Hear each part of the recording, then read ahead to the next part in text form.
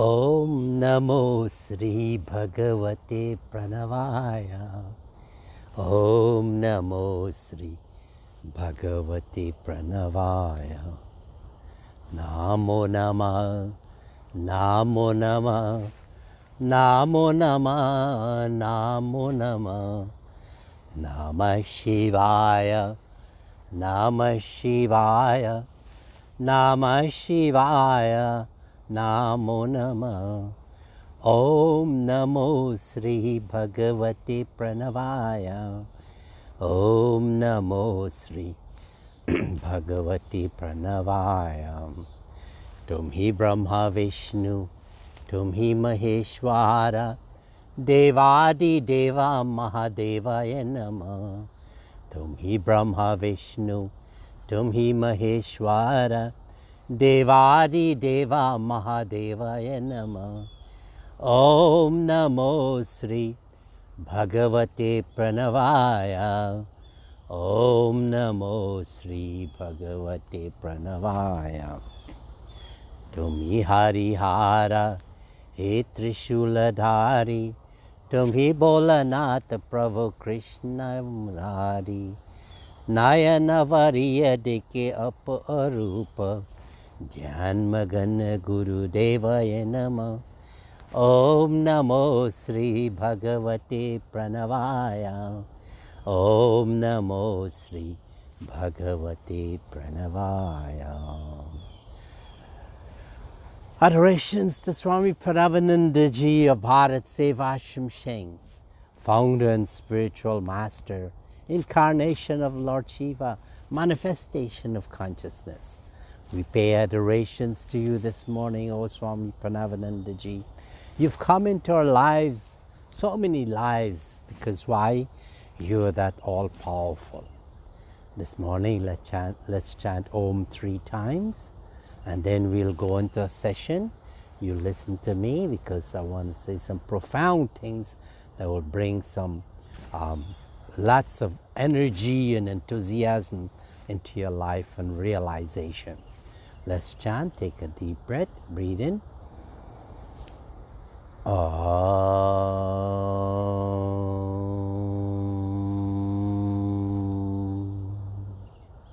Breathe in.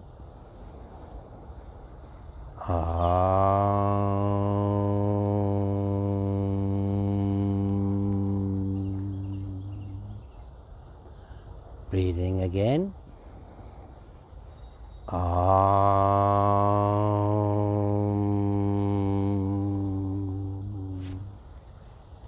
Now maintain that peace and tranquility from chanting Om, the sacred name of God with form and without form, consciousness and manifestation. Om is everything. I'll say a few things. Listen attentively. I'll go slowly. I'm not the body. I'm not the mind. I'm not the intellect. I'm not the ego. I'm Satchidanand, truth, consciousness and bliss. I existed before creation as consciousness. For me, creation manifested. I entered into creation to give it life. I am omnipotent, all-powerful. I'm omnipresent. I'm here, there, and everywhere. I'm omniscient. I know the past, present, and the future.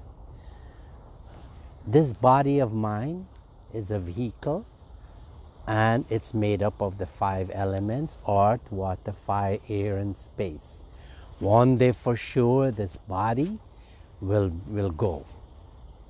It could be at a young age, it could be an old age or middle age, but it will go. I am not the mind, as the mind is a bundle of thoughts coming from the environment through the 5 senses: seeing, hearing, touching, smelling, and tasting. I react to the environment through my organs of actions: hands, feet, mouth, organs of reproduction, and organs of elimination. I am not the intellect, the power of discrimination and dispassion, as my intellect is hijacked by my ego. My ego falsely identifies me as I am what I have. I am what I do. I am my reputation. I'm different from you. Things are missing in my life. And most of all, I think I'm separated from consciousness. I'm free from the body, mind, intellect, and ego identification. I'm liberated. I am free. Bolo Sisi Guru Maharaj Ki Jai. This morning, let's pay adoration to our Murtis, the 5 elements. Our Mother Earth is so blooming. And then here's the water, the ducks are swimming. They're enjoying themselves. And then fire, sun. This is the source of our heat, the source that digests of our food, the source of light. And then we have air that is so necessary for us. And then space, which supports all these 5 elements. Let us worship them in their original state. For that, let us all chant the Gayatri mantra, because this mantra is one that can save us. Make it your Guru mantra if you don't have it. Or if you have a Guru mantra, just repeat it and you'll see the blessings that you'll get from it. Om Bhara Swaha Tat Savitur Varenyam Bhargo Devasya Dhimahi Dhiyo Yo Nah Prachodayat. Om Bhara Swaha Tat Savitur Varenyam Bhargo Devasya Dhimahi Dhiyo Yo Nah Prachodayat.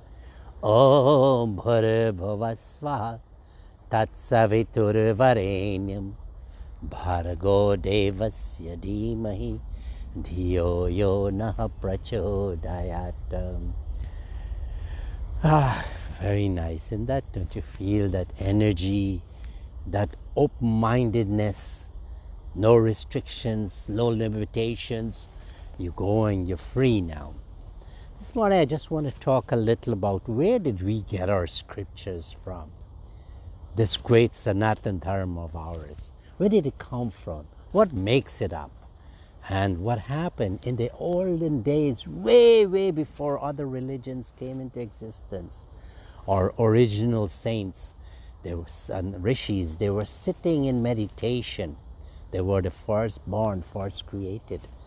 And then when they were there with that pure mind in those days, they got this information that was coming directly from not a human being, but coming directly from consciousness. And they remembered it. And then when they told it, it was recorded in the Vedas and the Upanishads. So the first source of our knowledge is a direct communication. Second, when it was recorded in the Vedas and the Upanishads. Then stories were told, so that's the second one. Stories were told, the Puranas, allegorical stories, stories that are relevant, but they are not real, but they're so important in our scriptures, like the churning of the ocean and Mother Lakshmi came. And these are the stories that we rely on to get profound understanding of creation. So that's the fourth one. And then we have the itihas, our history. And the 2 main itihas, our history, is the Ramayana and the Mahabharata. From the Ramayana, we know the story of Bhagwan Sri Ram, and then from the Mahabharata, Krishna Bhagwan, and then this famous Bhagavad Gita, that book that contains all the information that we want to know, not only in Hinduism, but all of creation. And then we have the spiritual masters. And for us, the BHARAT SEVASHRAM Shanks is so powerful that he is the manifestation, that he got his knowledge, direct knowledge, when he was doing his meditation. He was Lord Shiva, but he was teaching us how to get to that level. So Swami Parameshananda, he has, he would encourage us to read the Bhagavad Gita, the Swamiji's and disciples, and other scriptures. Why? Because he didn't want to reinvent the wheel. He came and he started an organization, BHARAT SEVASHRAM, to continue what was already established. And he fashioned my organization will like of the Buddha. Because the Buddha, he was a family man, a prince in Lumbini in gardens. He took birth in Nepal now, border with India. And he lived that life, but he was destined to be one of these great souls. And then when he left with disgust and he saw what is going on in the palace, after he saw, when he was taken out and he saw the sick man, the old man, the dead man, and then he saw the sadhu holding his water pot with a stick, with a bright, shining sun-like face. And he says, who is that person? He looks so great. And he says, there's a sadhu. And then that crept into his mind. And then one night, after he had the birthday and all the celebration and pomp and liquor and food and women, half skimpy dress lying around, he saw it and he was so disgusted. And then he went into his room, take a last look of his wife and his son Rahul, and he left. And then he did his austerity and became the Buddha. Now, Swami Parameshananda, he wanted to include all people into his movement, not only Swamiji's, but all who were looking, true seekers, and to inspire them and to seva. Now this morning, it's such a powerful message, isn't it? That we should take this message and be inspired. I have the task of listening to three people's problem during this COVID. And people are naturally operating at the lower level. The level of, I will say, this sloka talks about it now. Krishna Bhagavan was telling Arjuna, Yagyatat karmano nyatra lokoyam karma bandhana taratam karma kauntiya mukta sangha samachara. Arjuna, look, you can do a lot of things. And you can think and see do a lot of things in this lifetime.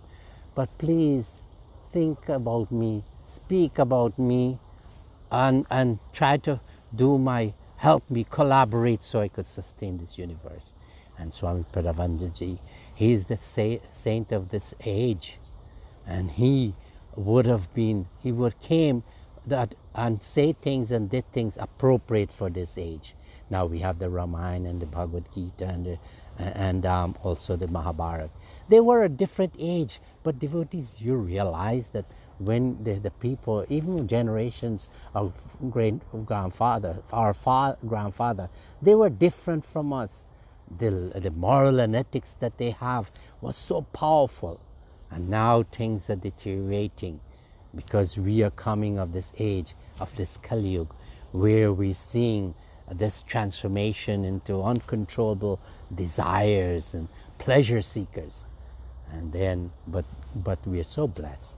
Let us make the choice. Let us go into our scriptures. That was given to us by great rishis.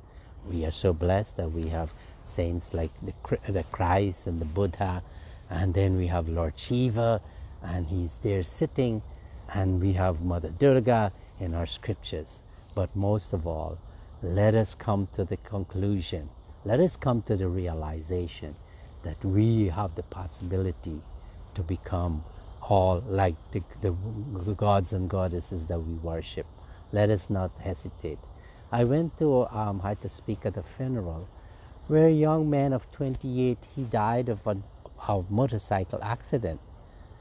Just to show that we never know when this life can go. Let us not wait for old age and then start doing prayers. No, it has to be done on a daily basis. Spiritual life is necessary.